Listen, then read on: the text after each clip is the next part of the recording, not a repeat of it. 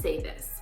I don't hate Roman Reigns. It's like every time I start talking about Roman Reigns, I'm always gonna put the little disclaimer for that. I don't hate Roman Reigns. But I will say this, when he won the World Heavyweight Championship at WrestleMania 42, I wouldn't say that I was thrilled. I don't know, maybe I'm a little traumatized. Whenever that man gets a hold of a world title, I start to get the shivers because I always think about what that means and what happens when Roman Reigns holds a title. Long reigns, those limited appearances, like, and all the while the roster is just waiting for their turn. But it got an ease, a calmness came because they hit the ground running with who Roman Reigns was going to feud with. Jacob coming out, stepping up, the whole situation just feels different now because Roman has someone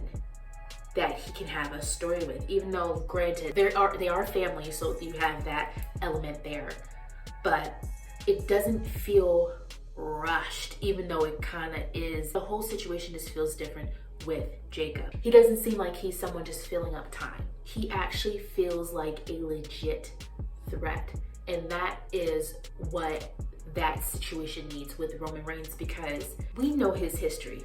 We know how long he's held on to world titles in the past. Creative was gonna need someone who can give Roman Reigns a run for his money. And what better person than Jacob Fatu? Like, the intensity, the way that he attacked Roman Reigns, like the way he carries himself. I don't see Jacob Fatu as one-dimensional. At some point I did. At some point I felt like Jacob was just, I'm gonna come for you. What's really selling me right now with this whole storyline, it's why he wants the title. He's not just chasing gold, he's chasing what Roman Reigns represents. The power, the security, a better life for his family, for his kids. Like, that right there, that literally tells you all that you need to know about Jacob, especially with the Drew McIntyre feud.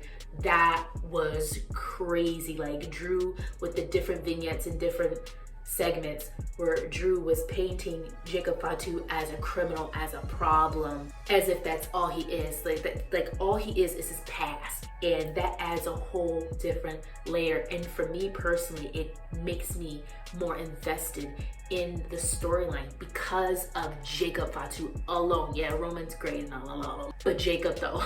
It's interesting because Roman was talking about, like, I could have swore I heard him mention something about nepotism, but what's dope about Jacob is that I don't see him as a part of the family, even though he is. Like, he stands on his own. Like, you see the bloodline, Roman, the Usos, like, even with Solo Sikoa, like, he has made a name for himself. So yes, he's a part of the family, like, in real life, for real. He's been able to separate himself. I feel like Creative did a really good job of separating Solo Sikoa from the bloodline for him to create his own family, the MFT. You have that, but then Jacob, he really is standing like a lone wolf on his own, even though he is family to Roman and the Usos. So he's standing on his own.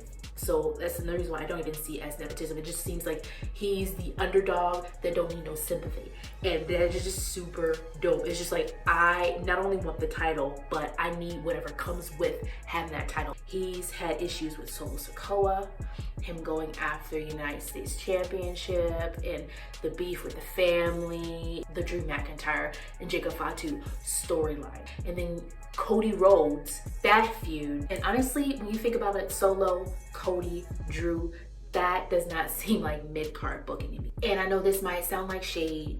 I'm not trying to intentionally throw the shade, but Jacob Fatu is already feeling more like a main event player than the main event himself, Jey Uso. Okay, relax. All right, like Jay is over. The crowd loves Jay, but there's a difference. Jay gets you excited. Jay gets you doing the yeet when his song comes on. He's really good at pumping up the crowd. But with Jacob, it's different. Jacob makes you feel uncomfortable, and I don't mean that in a bad way. Like, Jacob makes you think about the real ish. He makes you think about the streets. He makes you think about family stuff. He makes you think about real life situations that happen every day. He makes you feel something. And honestly, I feel like this is a big reason why Roman Reigns being World Heavyweight Champion right now is actually working. Because it's not about Roman Reigns holding the title. It's about what happens to the person standing across from what they're bringing to the table. So in the end, it's you either get just exposed to it or you're going to elevate from it. We're shifting gears now. I want to talk to you guys about Ricky Saints making his debut on Friday Night SmackDown, because I don't know about y'all, but your girl's excited. I've been watching this man way before he made his official debut in WWE when he was in NXT. No. I was watching this man when he was Ricky Starks in AEW, okay? Team Taz, the FTW Championship, winning the Owen Hart Cup. Bruh, get out of my face. I love how Ricky came out. He was confident, he walking out, he's suave, he talking that ish. Like, I don't care if I'm the newest free agent of SmackDown. Like, I'm still, do you know who I am? I've always loved that about Ricky Saints. So that was fire, even though it low-key kind of reminded me of Carmelo Hayes' debut on SmackDown, minus the draft. I remember when Carmelo, he went straight for Cody Rhodes. To me personally, Ricky is a lot more seasoned, a lot more confident, comfortable in his skin. You throw him into the spotlight, I'm sorry, I do not see Ricky as a mid-carder. I just don't. That's just too much character, too much presence, too much talent in the ring. I'm just seeing Ricky Starks as a main eventer. Hey, that's how I feel. I was noticing that the crowd wasn't reacting to him as much as I thought they would. A lot of people don't be watching NXT. A lot of people don't watch AEW, so they don't know how important Ricky Saints is or how Ricky Starks was back in AEW. But I don't feel like that should be something to be worried about, because I don't think it's going to take too much time for Ricky to get the crowd on board, for them to be more invested when he comes out. I think what's really going to help Ricky is him getting that consistent mic time, because him on the mic is just literal pure gold. Hell, just a few months ago, you were coming out here built like an air fryer. And now look at you. You're lean, you're mean, you're shredded. You're dressed like a single father on his 5th divorce. I love it personally. Like I said, if WWE gives Ricky Saints consistent mic time, if they put him in real storylines, and if they let this man actually stack up some wins, I know it's going to take some time. This is him debuting on the main roster. It's going to take some time, but I feel like he's going to get over if they treat him right. Okay? And we're seeing this flood of NXT talent come on to the main roster. Like, we even freaking got Fatal Influence, which I'm so excited with Lainey and Fallon and JC. Like, oh my gosh, I'm super excited about that. Bringing them on the main roster, it gives me the indicator that WWE is trying to take these women tag team championships more seriously. I mean, for goodness sake, at WrestleMania 42, we had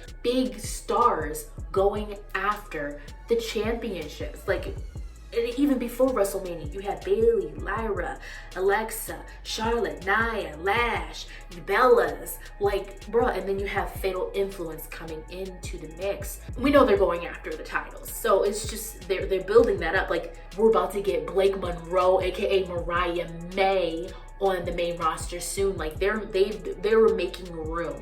Like I said before on the release video, don't mean I'm happy about the releases that happen, so for sure that happened. But we are getting more talent moving up from NXT to the main roster, making room. So we're going to be seeing some fresh faces, which I hope that means fresh new storylines. We already see what Lash is doing. She's been doing since she's been on the main roster, with Nia Jackson winning the Women's Tag Team Championship, the stuff that she's doing there. And then Trick Willie getting the US title from Sam. Like, there's so much going on. Oba Femi tearing through people. We're about to get Blake Monroe, aka Mariah May, on the main roster soon. Like, they were making room. Like I said before on the release video, don't mean I'm happy about the releases that happen, but we are getting more talent moving up from NXT to the main roster, making room. So we're going to be seeing some fresh faces, which I hope that means fresh new storylines, building out these big, larger than life stars that actually know how to talk on the mic and captivate the crowd and get them interested and caring whether they want to boo them or whether they want to cheer them. We need that right now, because there's times where I'm watching the product and I get bored because some of these superstars don't know how to move the crowd. So with Jacob Fatu and Ricky Saints, all these other NXT people that are coming in that are they're popping off, like they're planting the seeds right now. And I mean, that's something that I can look forward to. You guys can let me know in the comments down below what you're thinking. But the real question is, with everything that I've said, is WWE actually going to follow through on all of these things, or are they going to fall to the wayside? That is the question of the day. So guys, let me know what you thought about the topics that I talked about in this video. Don't forget to like, comment, and subscribe for more episodes. Thank you so much for watching. Signing off.